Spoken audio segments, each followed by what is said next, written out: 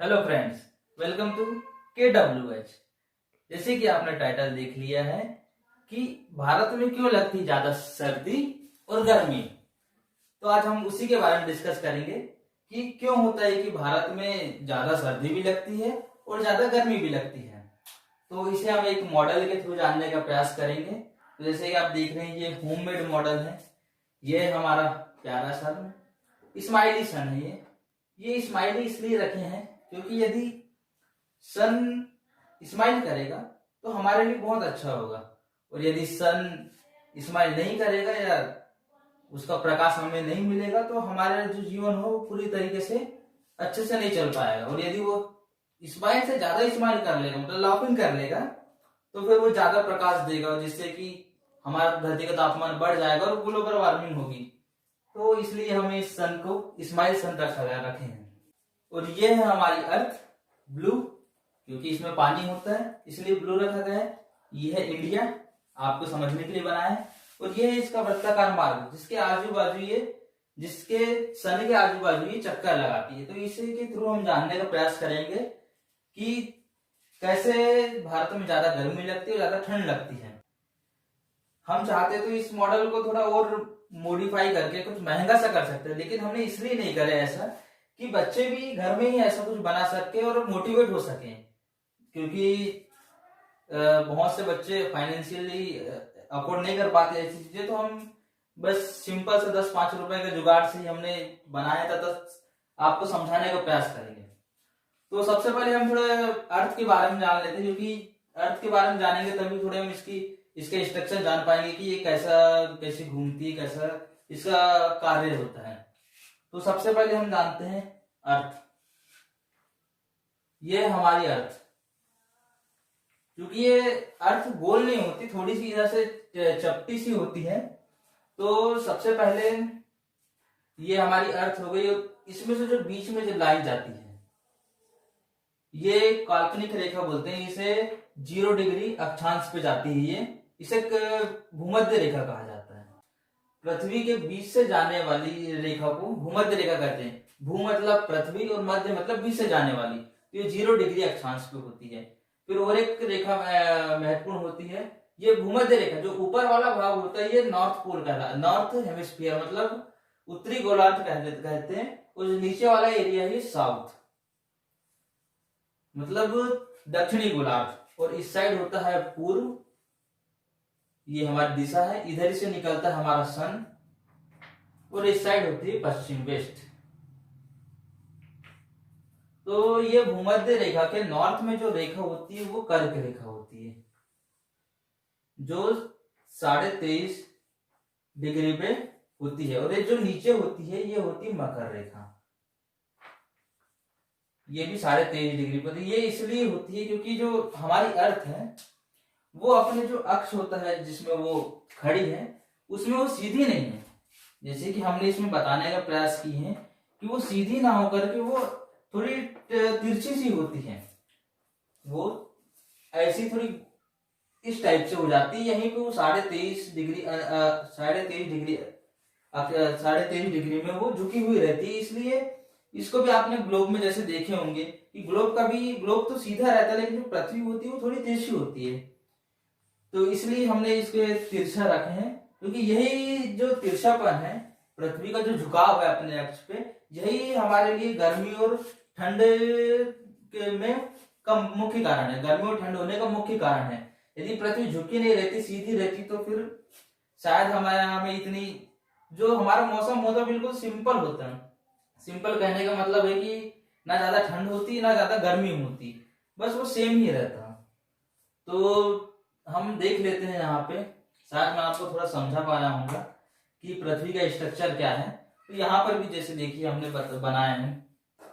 यहाँ पर है हमारा भारत बीचों बीच में। यहाँ पर हमारा पूर्वी दिशा में, पूर्वी गोलार्ध में है, और उत्तरी गोलार्ध में, पूर्व के उत्तरी गोलार्ध में हमारे यहाँ पे इंडिया बना है। इंडिया है, अच्छे से बना देते हैं इंडिया को। ये आप देख रहे होंगे,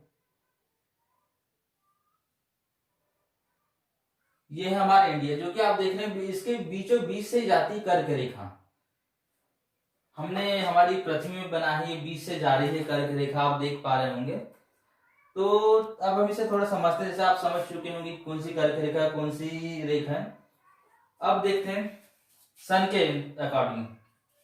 जो सन है वो स्थिर होता है, आपने देखे होंगे, सन हिलता नहीं है, सन अपने जगह पे स्थिर रहता है। और पृथ्वी है वो इसके आजू बाजू चक्कर लगाती है। वो जो इसका चक्कर लगाने का जो टाइम है वो 365 दिनों का होता है। 365 दिन मतलब 12 महीने। यदि वो मान लीजिए यहां से स्टार्ट करेगी एक दिन से, तो 2-3 दिन ऐसा पूरा घूमते हुए वो जाती है और घूमकर पूरे इसी पॉइंट में आकर वो 365 दिन खत्म होते हैं। और जो दिन और रात का कॉन्सेप्ट होता है वो होता है, ऐसा होता है कि पृथ्वी अपने ही जगह पे घूमती है। जैसे कि ये सन है, इस सन में यहाँ पर प्रकाश पड़ रहा है, तो इस जगह में होगा दिन, और इसके जो पीछे वाला एरिया होगा जहां वो प्रकाश नहीं पड़ रहा वहां पे होगी रात। और यदि जैसे पृथ्वी यहीं पर घूमेगी तो यहाँ दिन, फिर यहाँ से रात रात रात, तो वो अपनी दिशा में पश्चिम से पूर्व की ओर घूमती है, तो इसमें भी पश्चिम से पूर्व की ओर घूमती है। तो हम देख लेते हैं अब कि कैसा होता है मौसम में परिवर्तन। तो चलिए हम स्टार्ट करते हैं हमारा आज का टॉपिक कि क्यों लगती है ज्यादा ठंड और ज्यादा गर्मी। तो सबसे पहले हम थोड़ी डेट यहाँ पे आपको मेंशन कर देते हैं। 21 मार्च, 21 मार्च। फिर एक डेट आती है यहाँ पर 21 जून, फिर 23 सितंबर, फिर एक आती है 22 दिसंबर। ये डेट हमारे लिए बहुत इंपॉर्टेंट होती है। इन्हीं डेट में जो हमारी सन की स्थिति होती है, मतलब पृथ्वी की स्थिति होती है सन के अकॉर्डिंग, वो बदलते रहती है। और ये डेट में ही हम थोड़ा समझेंगे कि ये डेट कैसी इंपॉर्टेंट है हमारे लिए। तो स्टार्ट करते हैं हम जनवरी मंथ से। हम इसे सिर्फ एक इमेजिन मतलब काल्पनिक रूप से देख सकते हैं, क्योंकि ये सही तो नहीं है, बस आपको समझाने के लिए हम ऐसा बताया जा रहा है इसमें। तो स्टार्टिंग करते हैं हम जनवरी मंथ से। जैसे कि ये जनवरी मंथ है और ये हमारी पृथ्वी थोड़ी सी टेंट है, मतलब झुकी हुई है, देख लीजिए आप। ये जो ये वाइट सी स्टिक जो लगाए, हम इसे आपको समझने के लिए ही लगाए हैं कि ये पृथ्वी सीधी ना होकर के थोड़ी सी झुकी हुई है 23.5 अक्षांश पे। तो हम इसे देख लेते हैं। तो चलिए हम स्टार्ट करते हैं इसे समझना जनवरी मंथ से। जनवरी में जैसे कि आपने देखे होंगे ना, ज्यादा ठंड तो लगती है लेकिन उतनी ठंड नहीं लगती। जनवरी फरवरी मंथ में थोड़ी मतलब थोड़ी ठंड लगती है और थोड़ा जो गर्मी का मौसम है वो आने लगता है। तो जो जनवरी के मंथ में जो हमारा सन होता है वो पृथ्वी के ज्यादा दूर नहीं होता, ज्यादा पास में नहीं होता। तो इस समय जो हमारा दिन होता है वो अच्छा जाता है, मतलब ज्यादा न ठंड लगती है जनवरी फरवरी मंथ में, ज्यादा गर्मी लगती है। फिर जैसे जैसे वो जनवरी में आके वो मार्च में जाता है, तो मार्च में क्या होता है कि जो हमारा सन है वो कर्क रेखा जो है, हमारी कर्क रेखा, उसके बिल्कुल ही लंबवत हो जाता है। लंबवत करने का मतलब सामने हो जाता है। जैसे ये हमारी कर्क रेखा, यहाँ पे हम इसे थोड़ा बोर्ड में समझने का प्रयास करेंगे कि जैसे आप देखिए यहाँ पे ये है हमारा सन। तो जो मार्च का महीना होता है उसमें हमारी पृथ्वी बिल्कुल सन के सामने होती है।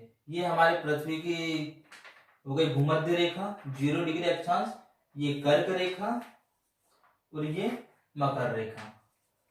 तो इसके सामने जो हमारा सन होता है वो बिल्कुल इसके सामने होता है, हमारे 0 डिग्री के सामने होता है। तो 21 मार्च के दिन इसके सामने हमारा अर्थ, हमारी भूमध्य रेखा के सामने। तो जो सनलाइट होती है वो जो दोनों गोलार्ध होते हैं, उत्तरी गोलार्ध और ये दक्षिणी गोलार्ध में बिल्कुल बराबर रूप से पड़ता है। जब बराबर रूप से जब पड़ेगा ये सनलाइट, तो जो हमारा दिन और रात होगा वो 21 मार्च को बराबर होगा। जैसे यहाँ पर थोड़ा समझते हैं इसे। 21 मार्च के समय ये हमारा जो अर्थ है, आप देख पा रहे होंगे कि अर्थ है बिल्कुल ही सामने होती है सन के। तो वो बिल्कुल ऐसे जब रोटेट करती है तो हमारा जो दिन और रात होता है वो बराबर होता है।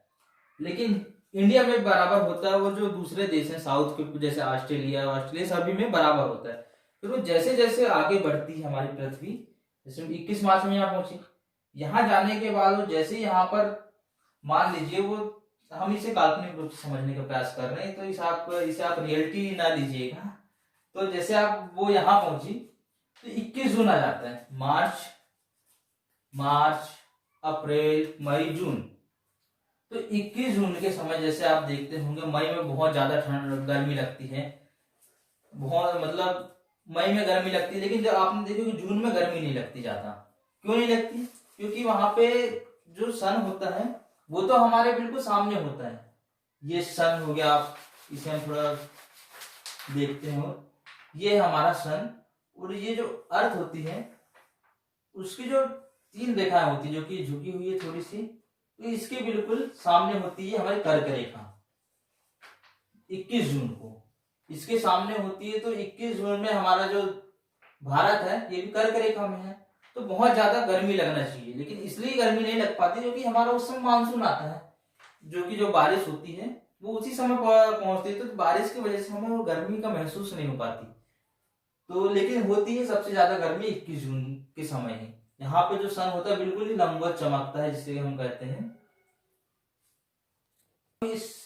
अब हम इस 21 जून वाली घटना को थोड़ा मॉडल में समझने का प्रयास करेंगे, क्योंकि आपने देखा जो हमारी अर्थ होती है वो झुकी हुई है, वो हमेशा ऐसी ही झुकी रहेगी। आप जैसे देख पा रहे हैं ऐसी, तो वो इधर भी जब रोटेट करेगी, इस साइड को रोटेट करेगी, तो वो एक ही साइड झुकी है, तो वो उसी साइड झुकी रहेगी। आप यहाँ पे देख पा रहे होंगे थोड़ा सा अच्छे से कि ये जो इंडिया है ये इसी के सामने पड़ रहा है, अभी जो अर्थ है इसके सामने पड़ रहा है 21 जून को। तो 21 जून को जब सामने जब ऐसे ही ऐसे वो जाएगा, तो ये आ गया अपन दिसंबर में, दिसंबर का आई मीन सितंबर में आ जाएंगे, जून जुलाई अगस्त सितंबर, सितंबर के बाद अक्टूबर नवंबर दिसंबर, तो वो ऐसे ही घूमेंगे। तो आप इधर देखिएगा यहाँ पे जो इंडिया है वो थोड़ा पीछे हो गया है, और ये जो नीचे वाला पोर्शन है, जो साउथ वाला जो एरिया है, ये अर्थ के बिल्कुल सामने आ रहा है। तो हम इसी में समझते हैं यहाँ पे कि जो 21 जून में होता है, जो हमारा पृथ्वी जो होती है वो बिल्कुल सन के सामने होती है, सन के सामने होती है। तो पृथ्वी आई मीन टू से जो कर्क रेखा होती है वो सन के सामने होती है। तो जो प्रकाश होता है, सनलाइट होती है, वो ज्यादा इस एरिया में पड़ता है, नॉर्थ पोल में पड़ता है। तो यहाँ का जो दिन होता है वो बड़ा होता है, और जो साउथ पोल होता है वहां का दिन छोटा होता है। तो 21 जून में ही हमें 21 जून के आसपास ज्यादा गर्मी लगती है। आपने अब थोड़ा समझ पा रहे होंगे कि क्यों गर्मी लगती है, क्योंकि जो सन होता है हमारे इंडिया के सामने होता है। फिर जैसे जैसे हम यहाँ पे आगे बढ़ेंगे तो यहाँ पर हम पहुंच जाएंगे फिर जून जुलाई अगस्त सितंबर। अब हम सितंबर की बात जानेंगे, सितंबर में होता क्या है। अब आपने समझ चुके हैं कि 21 जून में हमारा जो नॉर्थ पोल होता है, नॉर्थ पोल मतलब वो उत्तरी गोलार्ध साइड, जो दिन होता है वो बड़ा होता है और रात छोटी होती है। जब इस साइड जब अर्थ के इस साइड जब दिन बड़ा होगा और रात छोटी होगी, तो इधर डेफिनेटली रात बड़ी होगी और दिन छोटा होगा, तो यहाँ ज्यादा ठंड लगेगी और यहाँ ज्यादा गर्मी लगेगी। अब जब 23 सितंबर में आ जाते हैं हम, तो 23 सितंबर में जो सन की डायरेक्शन होती है अकॉर्डिंग टू अर्थ की डायरेक्शन होती है अकॉर्डिंग टू सन, वो बिल्कुल सामने हो जाती है। जो सन पहले अर्थ के यहाँ पर चमक रहा था, वो धीरे धीरे अब बीच वाले लाइन जो है हमारी भूमध्य रेखा, यहाँ पर चमकेगा। सितंबर में आ गया, सितंबर में आपने देखे होगी ना ज्यादा ठंड ना ज्यादा गर्मी। क्यों? क्योंकि जो इस वाला पोर्शन होता है बिल्कुल डायरेक्ट सामने होता है सन के, विषुवत रेखा के, तो ज्यादा दोनों गोलार्धों में जो सनलाइट होती है वो बिल्कुल बराबर रूप से होती है, तो दिन और रात जो होते हैं वो बिल्कुल बराबर होते हैं। फिर हम आगे बात कर लेते हैं 22 सितंबर की। 22 सितंबर बहुत ज्यादा ठंड, घर से निकलने की जरूरत, घर से निकलने का मन नहीं करता। हम नहाते भी हैं तो बिल्कुल गर्म वाटर से नहाते हैं, हॉट वाटर से। क्यों? क्योंकि उस समय जब यहाँ सितंबर आगे बढ़ रहे हैं धीरे धीरे, अक्टूबर नवंबर दिसंबर में जो हमारी अर्थ होती है वो झुकी होने के कारण जो अर्थ का जो साउथ पोल होता है वो बिल्कुल सन के सामने होता है और नॉर्थ पोल सन से दूर हो जाता है। तो जो ज्यादा प्रकाश, ज्यादा लाइट होगी वो नॉर्थ पोल में पड़ेगी, साउथ पोल में पड़ेगी, और कम लाइट पड़ेगी नॉर्थ पोल में। तो जैसे कि आप देख रहे होंगे यहाँ पे इंडिया ऊपर साइड है ये हमारे, और जो ये नीचे वाला जो एरिया यहाँ पे ऑस्ट्रेलिया, दक्षिण अफ्रीका और भी जो अदर कंट्रीज हैं, वो जो नीचे साइड है, तो वहां पे ज्यादा प्रकाश पड़ेगा। दिसंबर के समय जैसे आपने देखे होंगे ऑस्ट्रेलिया के जो मैदान होते हैं, घास के मैदान, वहां पे बहुत ही ज्यादा आग लग जाती है। क्यों? क्योंकि वहां गर्मी होती है। पिछले साल तो बहुत ज्यादा नुकसान हो गया था, वहां के जो जीव जंतु हैं सभी जल गए थे। तो आपने देखे होंगे उस भयानक दृश्य को। क्यों? क्योंकि वो सन के डायरेक्ट सामने होता है। तो यहाँ जो ऑस्ट्रेलिया है, वहां पे ऑस्ट्रेलिया के जंगलों में आग लग जाती है, बहुत ज्यादा गर्मी होती है। तो क्यों लगती है गर्मी? आप देख पा रहे होंगे कि सनलाइट जो है इस एरिया में बहुत ज्यादा पड़ती है, और जो नॉर्थ पोल है वहां पे कम पड़ती है। अब जब यहाँ पे ज्यादा पड़ रही सनलाइट, तो डेफिनेटली यहाँ पे दिन बड़ा होगा और रातें छोटी होगी, और यहाँ पे रातें बड़ी होगी और दिन छोटा होता है। तो दिन छोटा और रात बड़े होने के कारण आप समझ पा रहे होंगे, समझ गए होंगे कि कैसे होता है ये पूरा सिस्टम। तो 23 सितंबर इस दोनों गोलार्धों में दिन और रात बराबर होते हैं, दिन भी बराबर, रात भी बराबर होती है। लेकिन 22 दिसंबर को उत्तरी गोलार्ध में दिन छोटा होता है और रात बड़ी होती है, और ठंड भी लगती है। और जो हमारा नीचे वाला पोर्शन होता है 22 दिसंबर में, यहाँ पर जो दिन होता है वो बड़ा होता है और रातें छोटी होती है, और ठंड ज्यादा नहीं होती, यहाँ पे गर्मी ज्यादा होती है। तो शायद आप थोड़ा समझ पाए होंगे। यदि अब नेक्स्ट वीडियो में आपने तो इंडिया में 2 ऋतुएं पढ़ ली है, मतलब समर कैसी होती है, गर्मी कैसी होती है, और सर्दी क्यों लगती है। अब हम तीसरा जो हमारी मेन ऋतु है, रेनी सीजन, उसे हम थोड़ा अच्छे से जानने का प्रयास करेंगे। कि 2 ऋतुएं तो जान ली हमने, इसके लिए कारण होती है, लेकिन जो तीसरी ऋतु होती है वो उसमें कारण इसका नहीं रहता। उसमें जो मेन कारण रहता है वो वर्षा होने का, उसे हम बाद में समझेंगे नेक्स्ट वीडियो में। अभी तो आप इस मॉडल में देख लीजिए कि 2 ऋतुएं कैसी होती हैं, और बच्चे भी समझ पा रहे होंगे कि ये क्यों होता है। तीसरी जो ऋतु होती है उसे हम नेक्स्ट वीडियो में समझने का प्रयास करेंगे। यदि ये आपको वीडियो थोड़ा अच्छा लगा हो तो प्लीज लाइक कर दीजिए, और यदि ना लगा हो अच्छे तो आप प्लीज कमेंट में बताइए कि मैं इसमें और क्या सुधार कर सकता हूँ मेरे पढ़ाने, मतलब समझाने के स्टाइल में, जिससे कि आप और अच्छे समझ पाए। तो हो सके तो सब्सक्राइब कर दीजिए चैनल को, लाइक एंड शेयर जरूर कर दीजिएगा। Thank you.